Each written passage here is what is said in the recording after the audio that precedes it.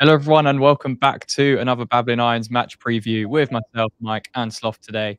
Newcastle away, tough game, tough game, but we've actually had a couple of decent results there in recent years. Obviously, thinking back to the 4-2 win a couple of years ago after COVID. A few years before that, we beat them 3-0. I remember a nice Felipe Anderson goal that day.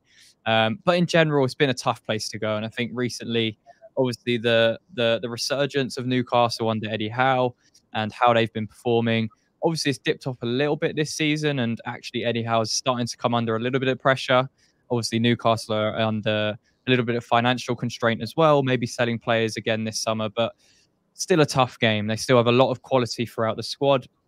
They've obviously not performed as well in the Premier League this season, sitting 10th while we're a few places above them in 7th, but there's only 4 points in it. So this is actually a really important game for us on Saturday. Tough game, obviously, without Edson Alvarez, who we did a video on before this, so make sure to check that out. But lads, first off, how do we approach this one? Because Newcastle aren't in the best of form. I think they've shown they're a little bit weaker defensively. Obviously, they've just found out that Sven Botman's going to be injured for the rest of the season as well, which is a massive miss for them. How would you be looking to approach this one? Because I think it's going to be a tough ask, but we can't just sit back and kind of let it happen. Yeah, I think what we've seen in recent weeks is we look far better on the front foot. That's not to say that we go there gung-ho or we go there in attacking style. It just means that, we show a level of aggression. You don't allow the opposition to settle. So just sitting maybe, a 5 yards higher up than we normally would, actually looking to engage their defence when they have the ball, trying to force turnovers. We may then have to chance our arm a little bit with counter-attacks, etc. However, I think it's the way to go. We've shown that in recent weeks. It's when we've looked at our best. That first half against Aston Villa absolutely epitomised how much better we look when we're on that front foot and causing the opposition to make mistakes because we are not allowing them time to breathe and to kind of play out. Obviously, that second half of the game, they made some changes which changed the game, but we also sat back a bit more. We kind of lost the structure that was doing so well for us in nullifying them. Again, that was down to partly the level of player that came on for Villa and how they used those players on the pitch. But again, we were slightly, we were a bit of our own demise, was a bit to our own fault. So yeah, I think we've got to continue in that vein of being positive and looking to step on to a team. Newcastle, regardless of injuries, do still have quality in the likes of Isaac, Guimaraes, Gordon, etc. So we can't allow them to get any impetus because, as anyone knows who's gone up to St James's Park, when their fans are on their side, a bit like us really, but on the side, it's not a nice stadium to be in as an opposition player. Yeah, definitely. I think as well we've touched on it before on the other video. Obviously, the midfield is going to be a slight dilemma for us and how we line up there. So I guess before we get into that, how have you assessed Newcastle's season so far, Sloth? Obviously, they're 10th in the Premier League. They didn't go through in the Champions League, which was kind of a disappointment for them. Obviously finished 4th, so just went straight out of Europe. Cup competitions domestically haven't been good as well. So why is it not really clicking? Do you put it down to injuries, or is there maybe something else that you've noticed in that Newcastle team that just isn't clicking as well this season as it was, last season? Well, look, I mean, they have been incredibly unlucky this season. It's the walking wounded, really. When you look at Newcastle's injury list, most weeks, and you look who they're missing. The list is a long one. It's quite shocking, and I have seen some criticism of Howe. Apparently, quite a lot of the fans are comparing it to his sort of final season at Bournemouth, where again, his training methods are questioned because he had quite a number of injuries. Now, I'm not really going to expand upon that because it's not really my wheelhouse. But if there's one thing at West Ham we know, it's injury lists. And it does seem that they have been hit hard, perhaps with more intense training methods than they're perhaps used to. and it's come back to bite them in the backside. Now, the Champions League... Also, a bit like with us, the conversations around the training facilities are not necessarily the standard they need to be. So you possibly are going to pick up more injuries if the quality of the facilities are not maybe where they should be. Well, they've definitely gone and taken a step to at least ensure that. And look, Rome wasn't built in a day, and Newcastle's owners will very much be looking at that analogy and taking that step forward. I think in terms of the Champions League as well, I think they can feel incredibly hard done by. You know, they should be very proud of themselves for the account they gave. I think you get drawn into such a tough group and you go away and you give a constant account of yourself. You thrash PSG at home. Yeah. And then, you should have beat them away as well. Well, I mean, that handball decision is an absolute disgrace to anyone who's played football. It's baffling, but you know, that's what happens when you play in Europe, and if it hits your hand, it's a foul. So it's, as much as I might hate it and despise what modern football has become in terms of, you know, flicking the ball up at a player's hand, I think them's the rules. So it's incredibly frustrating for Newcastle fans, but I think what's even worse is probably the fact that they're now looking at the summer and thinking, we might actually have to sell players. We've got all the money in the world and we might have to sell. And it goes back to this point of FFP and how, you know, it's aimed more at sort of the clubs who can generate this revenue and, you know, the advertising deals they can get, which, you know,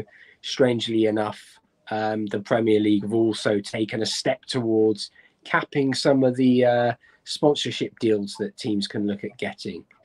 So it is frustrating for them, and I do sympathise with a lot of Newcastle fans.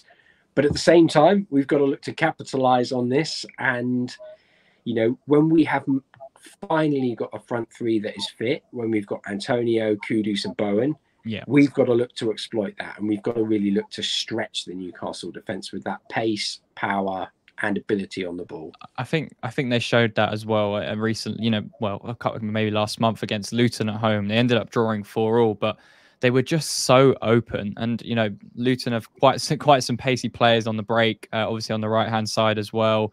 And they have players like Doughty who can put in good crosses and good deliveries and make things happen. When we're looking at our front three of Antonio, Bowen, Kudus, that can cause any team really, the way we play counter-attacking style problems, especially if we're going to put Paqueta in that midfield three. Obviously, we'll touch on that in a second, but I just think with Newcastle, they've done so well last season. They got into the Champions League, which was an unbelievable achievement for Eddie Howe and the club. And then they just put a lot of emphasis onto that in the Premier League season so far this year. And I just think mentally it kind of takes that away from you, because the way Eddie Howe plays, it's high intensity every game, regardless of who you're playing, whether you're playing Man City, or West Ham. You know, their approach is the same. And, you know, you look at their match the other day against Man City in the Cup, you know, Pep Guardiola going over to Eddie Howe saying, you know, this isn't the Newcastle team I'm used to or suspected would happen. So I just think it's a little bit of burnout. I think the injuries have caught up to them this season. I think their focus on the Champions League probably overrided what was happening in the Premier League. And because they didn't progress in the Champions League, it's had that knock-on effect so far in the Premier League this year. But they're still in a position where they can push up the league in this last couple months and get back into a European spot for next year. And I think that's going to be the message from Eddie Howe going into this game after the international break, because it's a winnable game for them. It's a game they're probably expecting to win, and it can put them 1 point behind us in the Premier League. So they're going to be up for it. It's obviously an early kickoff on Saturday as well, which I don't know why they would do that for the West Ham supporters. I feel for anyone travelling up there. But yeah, it's going to be a tough game. Let's talk about that midfield battle, because obviously they've got injuries themselves. You know, the likes of Joe Linton is injured, so Tonali's obviously got the betting ban. They are missing some key players in that midfield area. But obviously Edson Alvarez, we touched on, is a massive miss for us. So who do we play in that midfield three at St James's Park on Saturday? Who would you be trusting to go into that midfield and give us the best chance of winning this match? I think Souček is an absolute given. He has to start. Paqueta, I would play in the midfield three. I think those two are probably the two irrefutable picks. Yeah. then I think it comes down to either a choice of preference, or it's down to do we need someone who is typically deemed more of a defensive player? I think if you're going to go, I think, and me and Soft talk about it, the other one probably, we have to put faith in Phillips for the next kind of 3 games that Alvarez is out, and say, this is arguably, these are make and break for your career. In some ways, in terms of securing, around where we are, because I don't think City will stay at City or at their level. So it's arguably you're playing for a team in and around our position to take that chance on you. And obviously we saw Newcastle previously were sniffing around, and obviously if they have forced to sell someone like Gimaresh, maybe even Tonali in the summer, they may look at someone like Phillips if he has a decent end to the season. So I think that's kind of where we go. I wouldn't necessarily have a problem with Ward-Prowse, but some may not agree with this. But if we were to play Ward-Prowse, I'd play him in the 10 position as opposed to playing him in that double pivot, and I'd be asking Paqueta to drop in, because I think that allow us to play out from the back a bit more, could allow us in which to utilise Bowen and Kudus a bit more. I think obviously Kudus would then be on the left-hand side. So I quite like the idea of Emerson, Paqueta and Kudus all playing really close together. I think that would be quite a interesting triangle for Newcastle to deal with, considering the injuries that they have. Trippier is currently out. There probably will have to either be Murphy or it'll be Almiron playing on that side. So it would be interesting to see how we went up against that. And, as you said, the injuries they've got, they're playing obviously a young lad, Lewis, I think, is it Melby, something. His name's completely escaped me. But, so he's done exceptional since he's come into the team. But again, he is a young player, like we saw with Mino when we played against us, and was at fault for the 3rd goal because the miscontrol he did. So I think arguably we could possibly bully Newcastle's midfield. I think that's something we haven't been able to do in recent years. Jelliard's made a huge difference in that midfield for physicality, and obviously Gimaresh, as we know, is a top quality player. But this game's probably going to be won or lost in transition and in that midfield for me. Yeah, I completely agree. I think we need to, again, I don't know if we'll be able to bully Newcastle. I know they have issues with injuries and stuff. It's just, how do we do that going to St. James's Park? This is very difficult to do that. I just think we have to take our moments. I think we feel like a broken record, but it really is the way to success playing under David Moyes. You have to take those chances, and especially in a game like Saturday is going to be against Newcastle. It's a huge game for both clubs. And, it's the start of a really difficult run of fixtures for West Ham. So it'll breed confidence if we go there and play with a little bit more of an attacking intent. And, like you say, you have to be sensible in moments. You have to recognise sometimes you don't play, or you're hitting long, you're hitting channels with Antonio, Kudus and Bowen. But when you can get Paqueta the ball, and when you can just calm it down a little bit, if it is Phillips in there as well, it just takes the sting out of that game, because it's very easy to just keep going back and back and back at a place like St. James's Park. And suddenly you're just pinned in for 90 minutes and you can't really find an escape route. And I hope that doesn't happen. Pitch angled against you. Yeah, exactly. So yeah, I think it's important we don't do that. I think we have to approach it in a cautious but attacking manner where we can. And I think from a defensive point of view, we have to be proactive. We have to look to press Newcastle when we can. I think we've proven we can do it with the players that we've got and that front three as well. So yeah, I think I would probably agree, bringing in Phillips into that midfield to play alongside Souček with Paqueta just in front is probably the best route to do now, replacing Alvarez. Or again, if you're going to play Ward-Prowse, he has to be in that number 10 position and Paqueta drops deeper. So it's going to be an interesting one for David Moyes. It's a difficult decision. I think it's a really important decision that he has to find a way to make right. Difficult game, a lot of circumstances, lads. How are we viewing it? What's our score predictions for the game on Saturday? I think it's 2-1. Can go either way, but I'm going to be positive and say it's going to be 1-0. I don't know. Again, as we've said for the majority of the season, I struggle to see us not concede. Yeah. However, I think with their injuries and maybe the slightly disjointed manner in which we play, I can see it being a game of scrappy chances, maybe a couple of big chances with both sides just thrash at in the desperation to try and win a game. And I can just see it maybe turning out to be a draw, but a fairly entertaining one, I'm going to go with. Sloth, what about you? I'm going to go 2-0 to West Ham, and I'm going to go a Kudus special. I think he'll score a good goal after the weekend. I think he'll have a bit of fire in his belly, so I think he might score something special.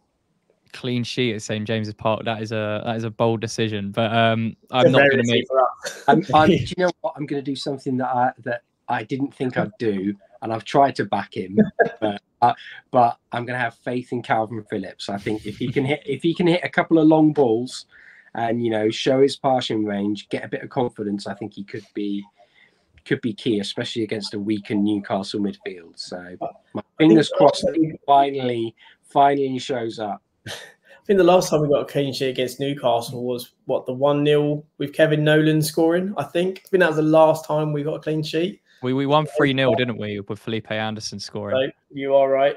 That one. I think that's a big task. I think he's a good player, Sloth, but he's not a miracle worker. I don't think he's going to be able to keep us a clean sheet there. Might be wrong. I hope I'm wrong. But yeah, I'm going to go 2-1 West Ham. I think we might just edge it. Keep confidence, keep the positivity going until they give me a reason to be otherwise, looking at West Ham. But yeah, hopefully we win. It's a massive game. It would be a massive 3 points as well, given the context of Newcastle, who are 4 points behind us with a game in hand. So it would just bridge that gap a little bit in front of them as well. So big game, huge opportunity to push up the table and cement our place in a Europa League spot again, going into the last few games of the season. But let us know in the comments, are you as confident as Sloth from a defensive point of view? Are you going to predict us to win the match at St James's Park on Saturday? Leave your score predictions in the comments and make sure to leave a like on the video if you enjoyed. Subscribe to the channel if you are new. And lads, until the next one, come on you guys.